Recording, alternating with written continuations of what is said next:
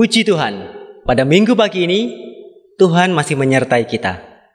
Kita patut bersyukur kepada Dia untuk setiap penyertaan dan setiap kasih setia yang selalu Ia tunjukkan.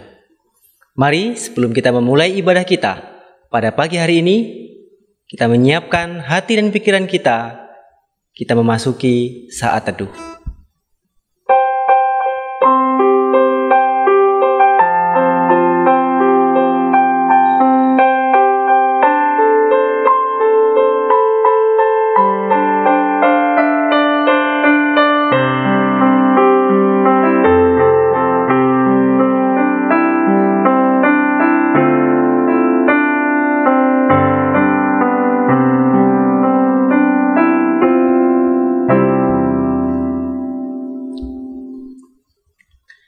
Saya mengundang jemaat sekalian untuk bangkit berdiri.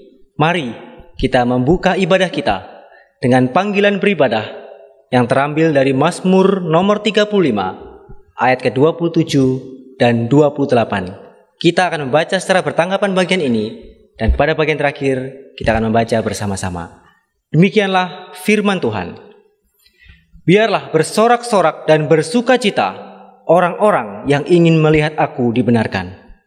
Biarlah mereka tetap berkata, Tuhan itu besar, Dia menginginkan keselamatan hamba-Nya. Bersama-sama. Dan lidahku akan menyebut-nyebut keadilan-Mu, memuji-muji Engkau sepanjang hari. Mari kita memuji Tuhan dan Raja kita dengan menaikkan pujian, Oh Worship the King.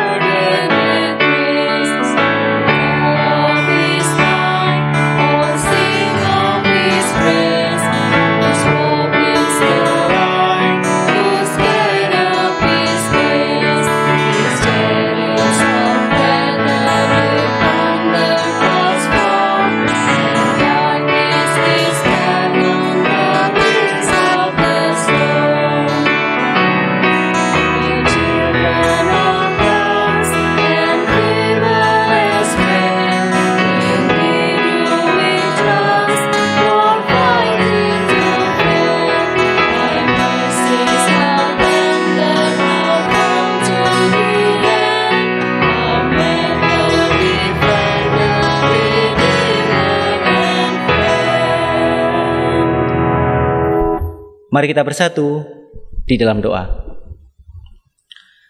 Tuhan, kami bersyukur karena kami boleh mengenal Engkau sebagai pencipta kami, pelindung kami, penebus kami, dan sahabat kami.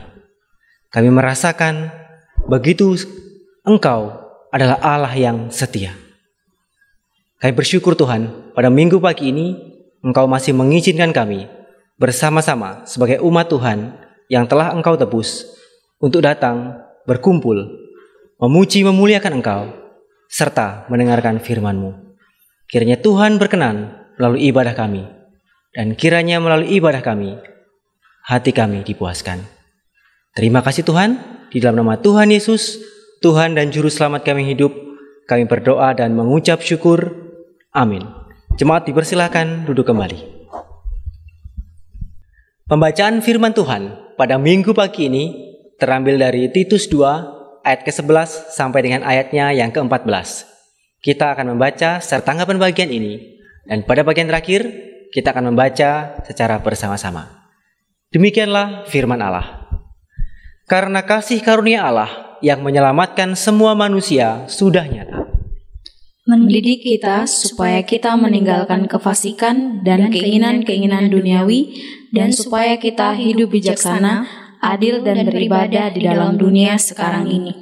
Dengan menantikan penggenapan pengharapan kita yang penuh bahagia dan pernyataan kemuliaan Allah yang maha besar dan Juru Selamat kita, Yesus Kristus, yang telah menyerahkan dirinya bagi kita. Bersama-sama, untuk membebaskan kita dari segala kejahatan dan untuk menguduskan bagi dirinya suatu umat kepunyaannya sendiri yang rajin berbuat baik.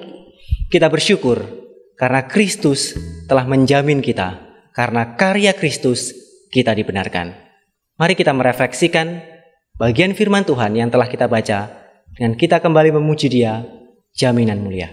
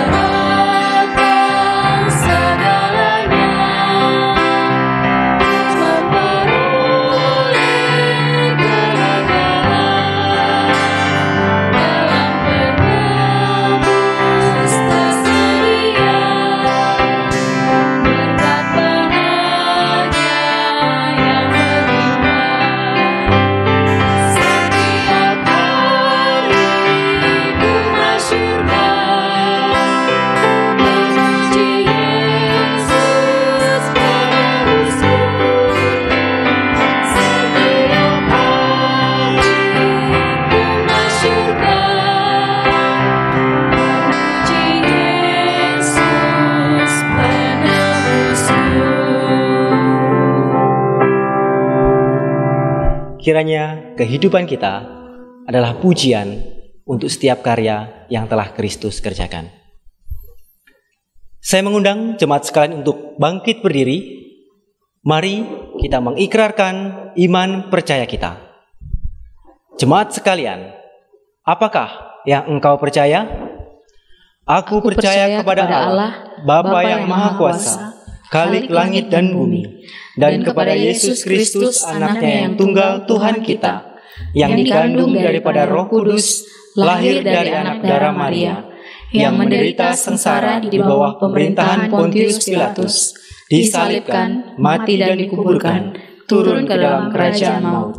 Pada hari yang ketiga, bangkit pula dari antara orang mati, naik ke surga, duduk di sebelah kanan Allah, Bapa yang Maha Kuasa, dan akan datang dari sana untuk menghakimi orang yang hidup dan yang mati. Aku percaya kepada Roh Kudus, gereja yang kudus dan am, persekutuan orang kudus, pengampunan dosa, kebangkitan daging, dan hidup yang kekal. Amin. Jemaat dipersilahkan duduk kembali. Kini tiba saatnya, secara bersama-sama kita akan datang kepada Tuhan melalui doa syafaat. Saya akan memimpin doa syafaat ini, dan pada bagian terakhir sebagai penutup, kita akan bersama-sama berdoa dengan doa Bapa kami.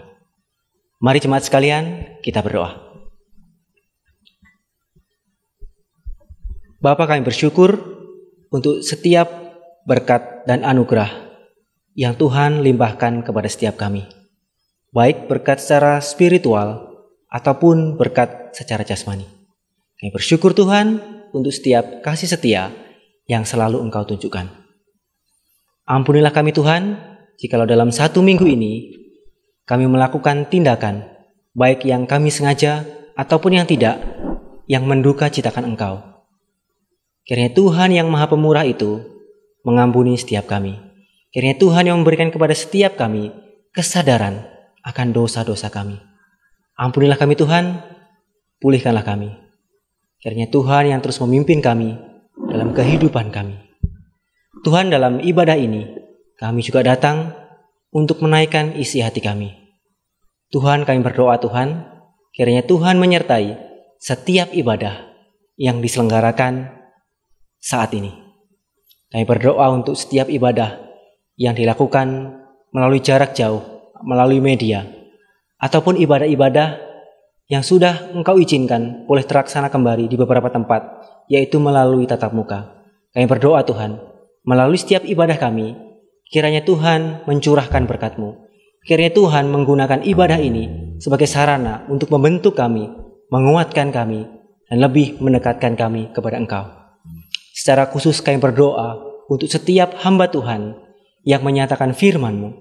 Kiranya Engkau berkenan menggunakan mereka. Kiranya Allah menggunakan mereka sebagai pemberita firman-Mu yang kudus bagi kami umat-Mu di dunia ini. Kami berdoa secara khusus Tuhan untuk ibadah yang dilaksanakan di KPC, yang dilaksanakan di Christ Chapel Kupang, Christ Chapel Manado, dan kami di tempat ini pada hari ini, Christ Chapel Palembang. Kiranya melalui setiap mimbar-mimbar yang ada, kami boleh terus dengan setia mengikut Engkau. Tuhan, kami juga berdoa untuk setiap pergumulan yang sedang dihadapi oleh dunia ini, bangsa ini, terkhusus kota kami, yaitu pandemi corona yang masih berlangsung. Kami mohon Tuhan anugerah-Mu, kami mohon penyertaan-Mu. Kiranya Tuhan yang terus memimpin setiap kami, memberikan kekuatan dan penghiburan sesuai dengan kondisi kami masing-masing. Kami tahu bahwa Engkau adalah Allah yang mengerti isi hati kami. Engkau adalah Allah yang mengerti kondisi kami. Kami berdoa Tuhan, sertai kami. Kami berdoa kiranya kami tidak jatuh dalam dosa, atau dalam tindakan-tindakan, atau dalam pemikiran-pemikiran yang tidak Engkau harapkan. Sertai kami Tuhan. Secara khusus Tuhan, kami juga berdoa untuk pemerintah. Kami juga berdoa untuk setiap tenaga medis. Kami berdoa untuk setiap lembaga instansi pendidikan.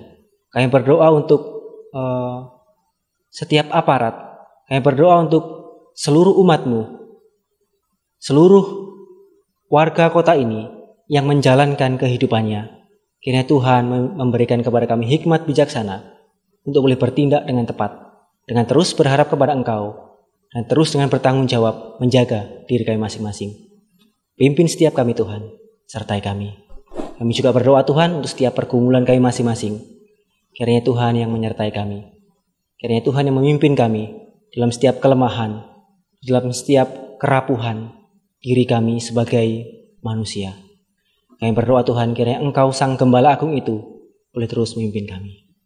Terima kasih Tuhan, inilah seruan doa kami. Kiranya Tuhan berkenan menjawab sesuai dengan waktu dan kehendak-Mu. Dan kiranya Tuhan memberikan kepada setiap kami damai sejahtera untuk setiap jawaban doa yang Tuhan berikan.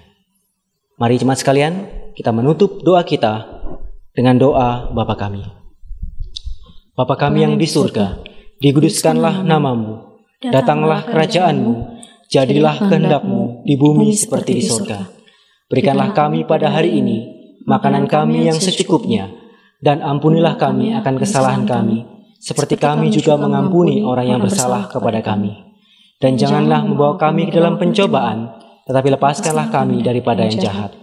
Karena Engkaulah yang mempunyai kerajaan, dan kuasa, dan kemuliaan sampai selama-lamanya. Amin. Kita bersyukur, karena di tengah segala kondisi yang kita hadapi, Allah terus menyertai dan memberkati kita. Di dalam ibadah ini, kita diberikan kesempatan untuk mengembalikan sebagian berkat yang Tuhan telah berikan bagi kita sebagai bentuk rasa ucapan syukur kita. Perpuluhan dan persembahan syukur kita pada hari ini didasarkan dari Mazmur nomor 54 ayat ke-8 yang berbunyi demikian. Dengan rela hati aku mempersembahkan korban kepadamu, bersyukur sebab namamu baik ya Tuhan. Mari kita memberikan perpuluhan dan persembahan kita sambil memuji Dia bila topan keras melanda hidupmu.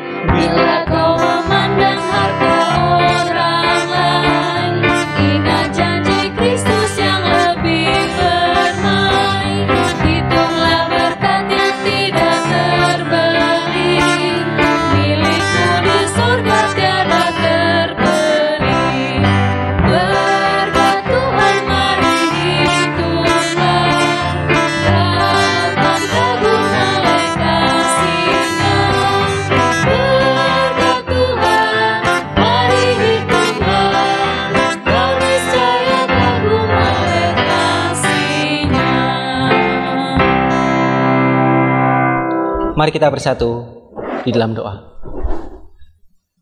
Tuhan, kami bersyukur untuk setiap berkat yang Tuhan terus berikan bagi setiap kami. Ajarlah kami Tuhan untuk hari demi hari terus bersyukur. Kami berterima kasih jika di dalam ibadah ini Allah memberikan kesempatan bagi kami untuk menyatakan rasa syukur kami melalui persembahan kami. Kami berdoa kiranya Allah berkenan menerima persembahan ini. Dan kiranya Tuhan sendiri yang terus memimpin kami, mendorong kami, menyertai kami untuk boleh terus belajar mempersembahkan diri kami sebagai persembahan yang hidup di hadapan-Mu. Terima kasih Tuhan, di dalam nama Tuhan Yesus kami berdoa dan mengucap syukur. Amin. Sesaat lagi kita akan menyambut kebenaran firman Tuhan. Mari kita mempersiapkan hati dan pikiran kita. Mari kita memohon, kiranya Allah Roh Kudus memimpin kita untuk mendengarkan firman-Nya. Holy Spirit, living breath of God.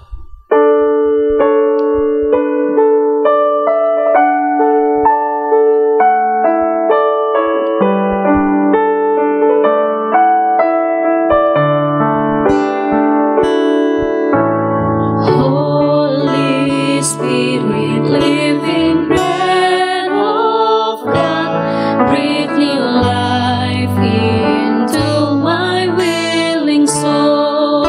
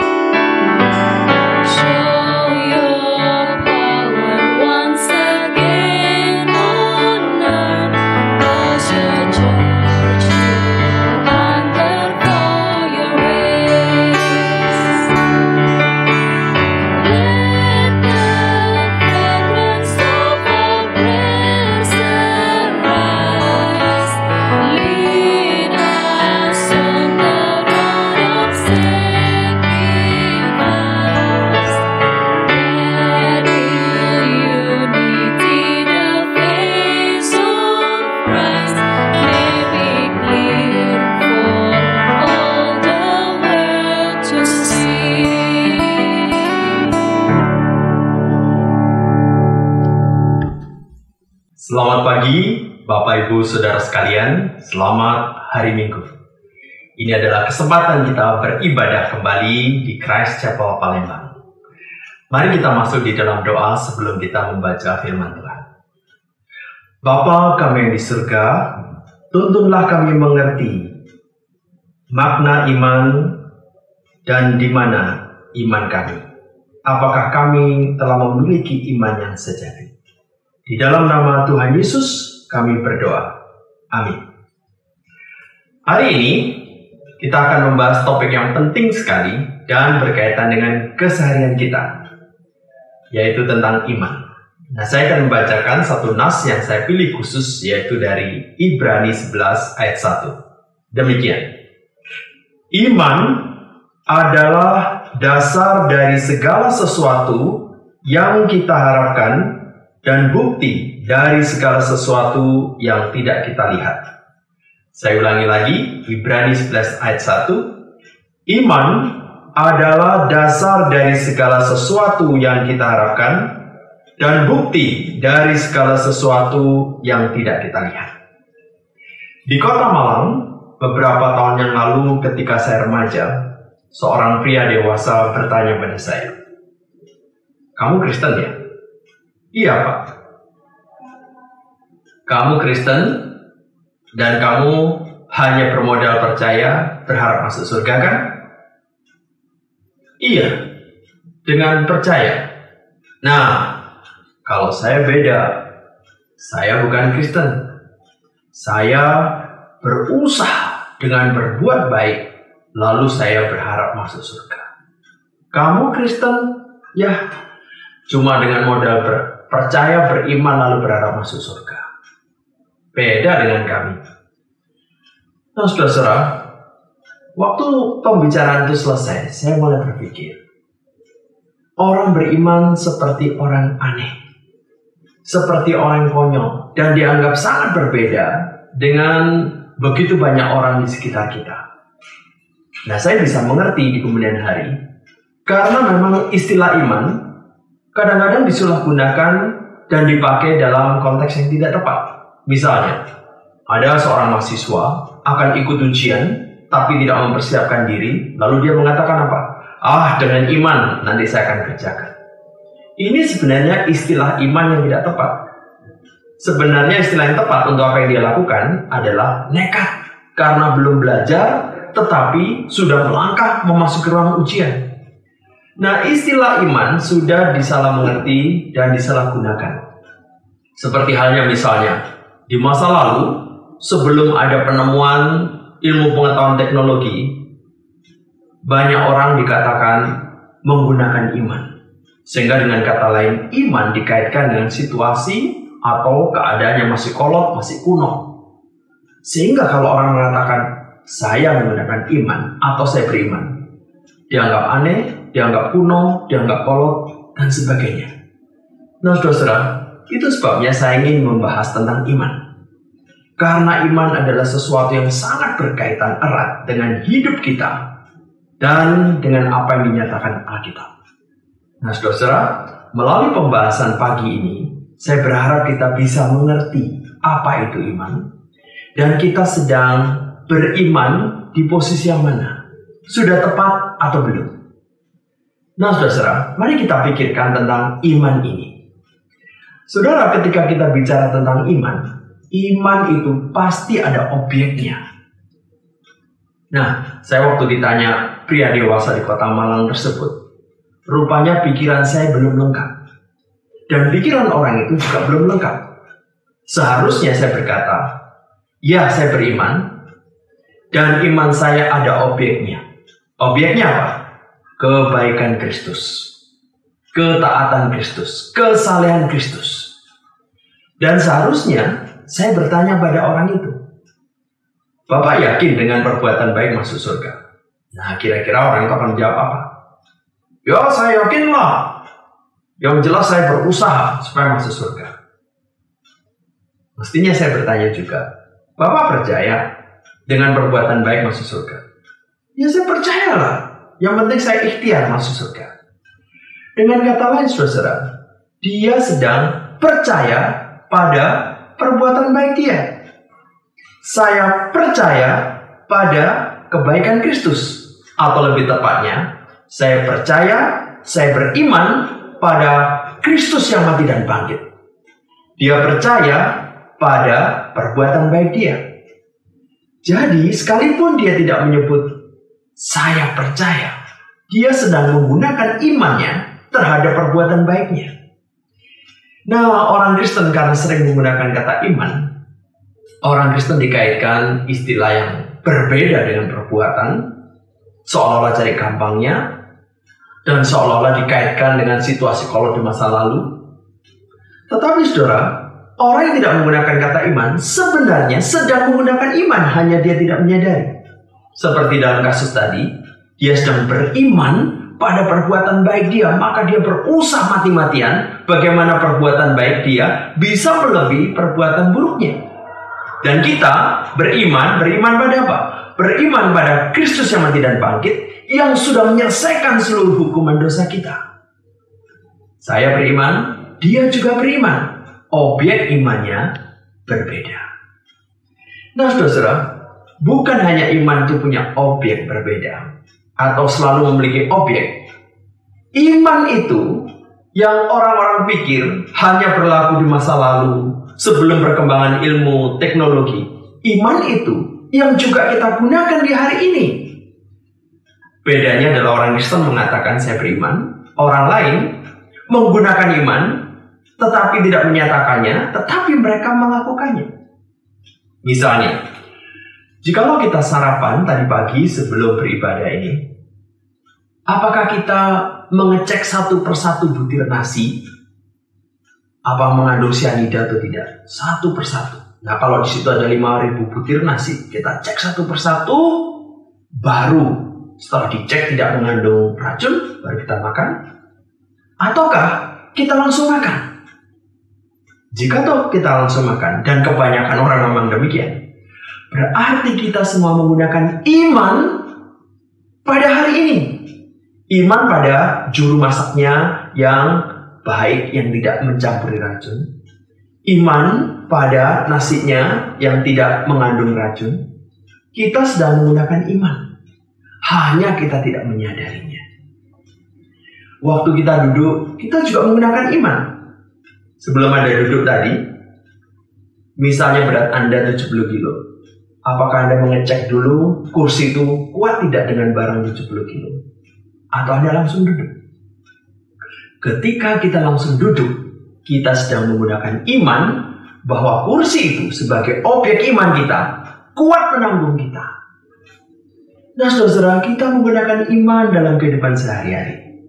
Tetapi karena orang Kristen menyatakan saya beriman, maka orang Kristen dianggap orang yang aneh. Padahal sebenarnya itu juga yang dilakukan orang lain.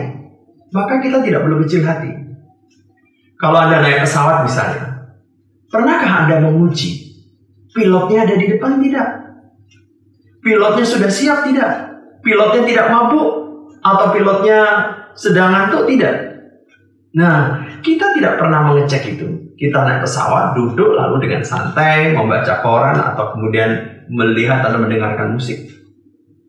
Kita sedang beriman pada pilot yang siap membawa kita terbang. Nah, orang-orang lain juga demikian. Jadi saudara, iman digunakan pada hari ini di dalam keseharian, hanya kita tidak mengucapkan, hanya kita tidak mengatakan, tetapi sebenarnya kita sedang menggunakannya. Nah, saudara, mari kita pikirkan tentang iman ini. Di dalam keselamatan, iman itu ada ragamnya. Nah, disinilah kita akan pikirkan. Waktu kita memikirkan beragam iman, kita di versi iman yang mana? Dan apakah iman kita sudah tepat? Saudara, mari kita pikirkan. Pertama, iman buta. Apa itu iman buta? Suatu ketika saya mengunjungi rumah sakit di Kota Malang karena ingin sekali memberitakan Injil. Dan pada waktu saya masuk ke rumah sakit tersebut, tanpa sengaja bertemu dengan mereka yang membawa obat-obatan dari perusahaan untuk diberikan kepada rumah sakit. Maksud saya satu orang ini. Saya ngobrol dengan dia, lalu saya bawa ke kantin, kami ngobrol di kantin. Di dalam pembicaraan itu saya bertanya, apakah Anda yakin bahwa Anda diselamatkan? Oh, saya yakin, Pak. Oh, saya kaget, dia punya keyakinan. Lalu saya tanya, kenapa Anda yakin Anda diselamatkan? Saya percaya Yesus, Pak. Wah, saya senang juga dia sudah percaya pada Tuhan Yesus. Lalu pertanyaan ketiga, nah menurut Anda siapa Yesus itu? Nah itu Pak, saya tidak tahu. Wah, saya kaget. Nah saudara, ini adalah jenis iman buta. Iman buta artinya apa? Percaya pada objeknya, tapi tidak tahu siapa objeknya. Apa yang terjadi pada objek itu? Sejauh mana objek itu dapat diandalkan? Ini namanya iman buta. Nah saudara, jika orang ditanya apakah percaya Yesus selalu selamat, kadang-kadang orang berkata, oh ya pasti selamat. Saudara, jawaban ini tidak selalu tepat. Yesus mana yang dipercaya? Saya pernah menonton televisi secara tidak sengaja, dan waktu saya putar itu adegan film televisi di Meksiko. Dan Anda lihat, Anda tahu di dalam adegan itu penjahatnya menembak. Nama penjahatnya Yesus. Wah, saya baru tahu di Meksiko banyak orang bernama Yesus. Di Filipina banyak orang bernama Yesus. Nah, saudara, Yesus yang mana? Jikalau orang percaya Yesus, tetapi tidak pada Yesus yang mati dan bangkit, dia percaya Yesus yang model lain, atau dia tidak tahu Yesus yang mana, ini adalah iman yang buta, dan ini tidak menyelamatkan. Nah, saudara, mari kita pikirkan. Versi yang kedua, iman akali. Iman akali itu apa? Jadi saudara, orang ini kalau ditanya, Bapak percaya Yesus? Oh, saya percaya Yesus. Bapak tahu siapa Yesus? Saya tahu. Siapa itu, Pak? Yesus itu pernah lahir di Bethlehem. Yesus itu pernah mati salibkan. Yesus itu pernah bangkit dari kematian. Wah, berarti bagus sekali kan? Suatu pernyataan yang bagus sekali. Tetapi perlu kita ajukan pertanyaan ketiga. Apakah Bapak pernah menyerahkan hidup kepada Yesus ini? Nah, ketika dia mengatakan, wah saya belum. Berarti orang ini tahu fakta, percaya, tapi dalam pengertian hanya setuju secara pemikiran. Nah, ini adalah iman yang tidak menyelamatkan. Saudara bisa bayangkan kalau di sini ada kursi. Kursi ini bisa saya tanya pada orang, Pak, Bapak percaya ini kursi kuat? Oh, saya percaya. Kok bisa Bapak percaya? Saya tahu pembuatnya, pabriknya, mutu barangnya. Sudah percaya, sudah tahu. Lalu kita tanya, Bapak pernah menduduki kursi ini? Nah, itu belum. Dia belum pernah menikmati kursi ini. Demikian juga, orang yang percaya Yesus, tahu Yesus mati dan bangkit, tapi hanya setuju secara pemikiran, dia disebut iman akali. Ini iman tidak menyelamatkan. Ini juga disebut iman historis. Tahu fakta-fakta sejarah, tahu fakta-fakta yang terjadi di masa lalu, tetapi tidak ada kaitan antara diri dia, tidak ada respon antara diri dia, tidak ada relasi antara diri dia dengan fakta tersebut. Saudara-saudara, saya bacakan di dalam Kisah Rasul 26 ayat 27 dikatakan begini. Percayakah engkau Raja Agripa kepada para nabi? Raja Agripa itu membaca buku perjanjian lama, berhadapan dengan Paulus. Wah, dia tidak kecil pengetahuan, dia tahu. Dia percaya dalam pengertian apa? Setuju, para nabi itu pernah ada. Nah, saudara, ini percaya akali. Ini iman akali. Iman setuju fakta-fakta historis, tapi tidak ada kaitan dengan para nabi. Ini tidak menyelamatkan. Di Yakobus dikatakan begini, saudara-saudara. Yakobus 2 ayat 19. Engkau percaya bahwa hanya ada satu Allah saja? Itu baik. Tetapi setan-setan pun juga percayakan hal itu dan mereka gemetar. Setan percaya, saudara, pada Allah, gemetar, tapi tidak ada relasi. kedekatan, relasi bahkan sebagai musuh. Artinya, setan hanya setuju secara pemikiran bahwa Allah ada, tapi dia tidak tunduk, dia tidak taat, dia tidak mengikut, dia tidak menyerahkan diri kepada ketuhanan Allah. Iman semacam ini tidak menyelamatkan. Martin Luther pernah berkata, barang siapa yang mengetahui Kristus mati dan bangkit, tetapi belum menyerahkan diri kepada dia tidak menikmati keselamatan itu. Nah, saudara, kita di pertama atau kedua. Ada yang ketiga, saudara, yaitu iman sementara. Apa itu iman sementara? Orang ini kalau ditanya, apakah Bapak tahu siapa Yesus? Oh, saya tahu. Yesus pernah mati, Yesus pernah bangkit. Lalu, apakah Bapak percaya? Oh, percaya. Apakah Bapak pernah menyerahkan sesuatu pada dia? Oh ya. Apa itu, Pak? Ya, kesehatan saya lah. Semoga dijaga. Karir saya lah, supaya lancar. Ya, keluarga saya supaya dijaga. Dan pekerjaan saya supaya terus ada. Kalau ditanya, apakah Bapak pernah menyerahkan tentang hidup ke kamu? Wah, ya semoga dengan perbuatan baik saya. Dengan kata lain, saudara, untuk hal-hal yang sementara di dunia, untuk hal yang sementara berlangsung di dalam waktu, dia menyerahkan. Ya, siapa tahu ada baiknya. Tetapi untuk hidup kekal, dia belum pernah menyerahkan. Kenapa? Karena dia memang belum dilahirkan baru. Nah, saudara, inilah model iman sementara. Orang semacam ini menikmati mungkin ibadah gerejawi, mungkin menikmati renungan indah, mungkin menikmati lagu gerejawi, tetapi suasana itu menyenangkan dia bawa keluarganya, dia sendiri, tapi dia sendiri tidak menyerahkan diri. Ya, ini kehidupan sosial komunitas yang menyenangkan dia. Ini iman sementara. Nah, saudara, di dalam Matius 13 ayat 20 dikatakan, benih yang ditaburkan di tanah yang berbatu-batu ialah orang mendengar firman itu dan segera menerimanya dengan gembira. Tetapi ia tidak berakar dan tahan sebentar saja. Apabila datang penindasan atau penganiayaan karena firman itu, orang itu segera murtad. Ini jenis iman yang sementara. Di dalam 1 Yohanes 2 ayat 19 dikatakan, memang mereka berasal dari antara kita, tetapi mereka tidak sungguh-sungguh termasuk pada kita. Sebab jika mereka sungguh-sungguh termasuk pada kita, niscaya mereka tetap bersama-sama dengan kita. Tetapi hal itu terjadi supaya menjadi nyata bahwa tidak semua mereka sungguh-sungguh termasuk pada kita.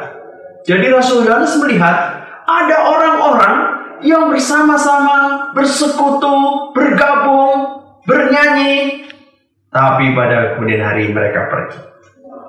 Dikatakan supaya menjadi nyata tidak semua mereka sungguh-sungguh termasuk pada kita. Ini iman sementara. Nah, saudara, mari kita lihat yang keempat, iman sejati. Orang ini tahu faktanya, setuju pada faktanya, dia tahu Kristus mati dan bangkit, setuju itu adalah kenyataan sejarah yang sudah terjadi di masa lalu, 2000 tahun yang lalu kira-kira. Dan fakta itu begitu meyakinkan dia, begitu memantapkan hati dia menyerahkan diri kepada Tuhan berdasarkan fakta itu. Nah, inilah iman yang sejati. Orang ini setuju, orang ini percaya, orang yang menyerahkan diri, orang ini diselamatkan. Ya, saudara, inilah tipe yang keempat, iman yang sejati. Nah, Yohanes 3:16 mengatakan, karena begitu besar kasih Allah akan dunia ini, sehingga ia mengaruniakan anak yang tunggal, supaya setiap orang yang percaya kepadanya tidak binasa, melainkan beroleh hidup yang kekal. Di sana katakan yang percaya, yang beriman kepadanya tidak binasa. Percaya di sini adalah percaya dalam pengertian iman sejati. Tahu Yesus yang mana? Yesus Kristus yang mati dan bangkit. Percaya, setuju fakta itu. Betul-betul setuju. Percaya, meyakinkan itu ada di dalam Alkitab. Allah yang jujur sedang memberitahu di dalam Alkitab, memantapkan hatinya, dan dia mempertaruhkan hidupnya, masa depannya, hingga kekekalan kepada fakta itu. Allah yang sanggup menghidupkan Kristus yang mati, Allah juga sanggup menghidupkan dia dan membawa kepada kekekalan. Inilah iman yang sejati. Nah, saudara-saudara, di manakah iman kita berada?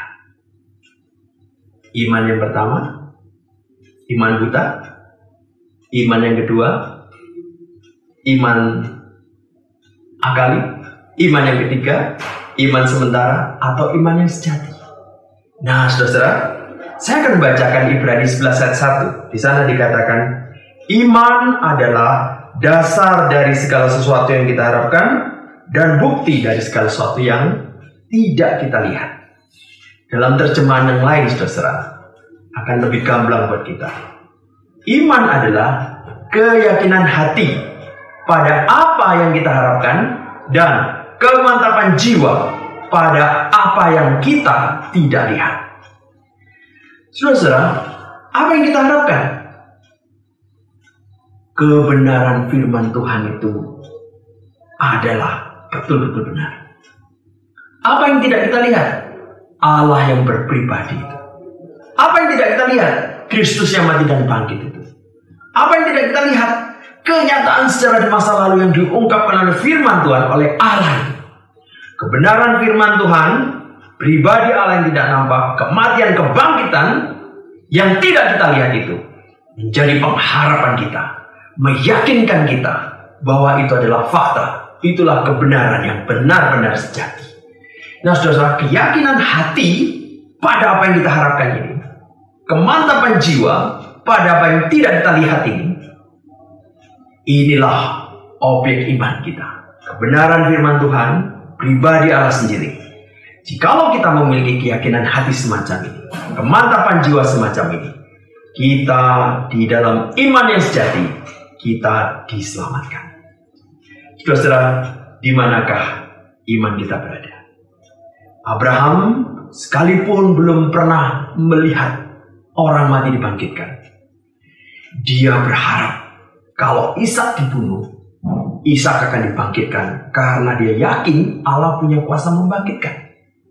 Dia betul-betul berharap pada kuasa Allah semacam ini, dan meskipun dia tidak melihatnya bahwa betul-betul Ishak akan dibangkitkan, itu menjadi keyakinan hati dia, kemantapan jiwa dia, maka dia melakukan untuk siap membunuh.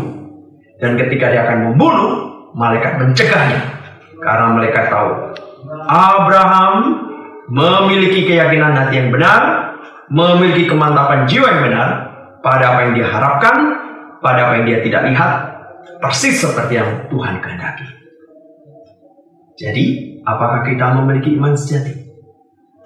Hanya Anda yang bisa menjawabnya.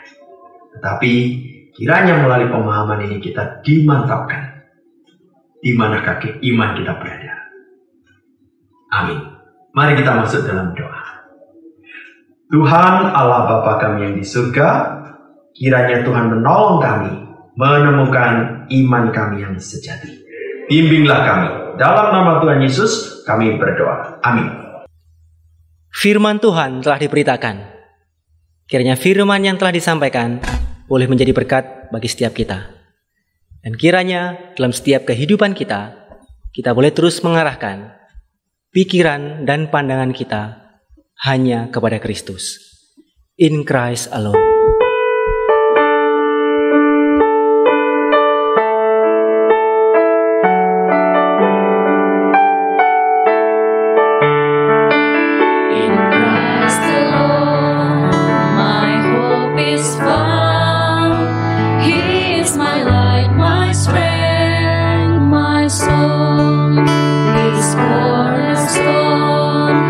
Solid ground, firm to the verses round and strong. What haze of love, what depths of peace, when fears are still, when striving cease. My comforter, my all in all, here in the love of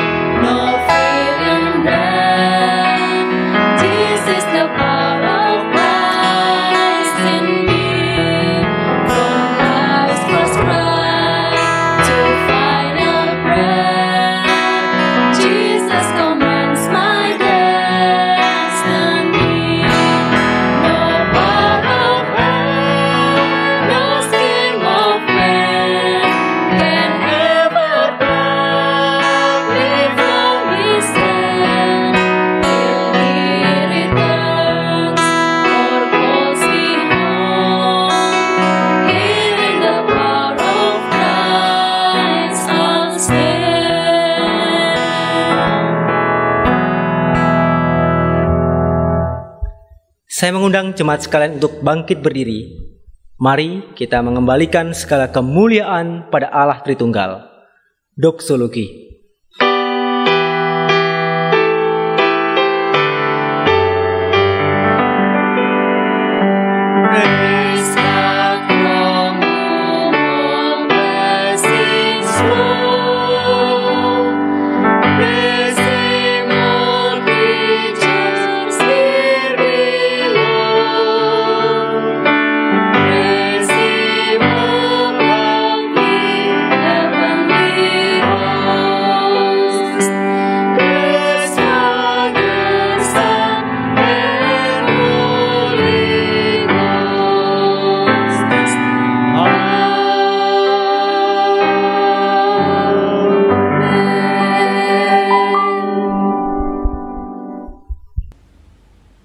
Bapak, Ibu, Saudara sekalian, saudara-saudaraku yang dikasihi oleh Tuhan, sebelum kita mengakhiri ibadah, mari kita menerima berkat dari Tuhan. Kiranya Allah Bapa yang telah memilih kita dari kekekalan, dan kiranya Tuhan Yesus Kristus yang telah mati dan bangkit, dan kiranya Roh Kudus yang telah melahirbarukan kita, memanggil kita menjadi miliknya, dan menyatakan iman yang sejati menyertai kita dari sekarang sampai selama-lamanya. Amin.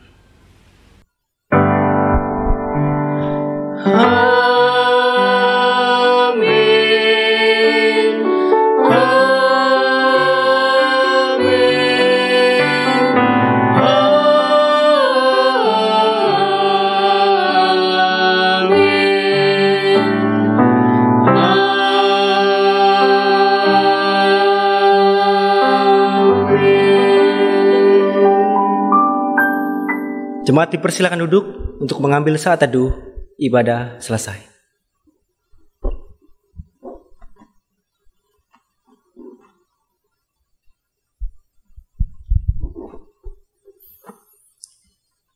Demikianlah ibadah kita pada minggu pagi ini.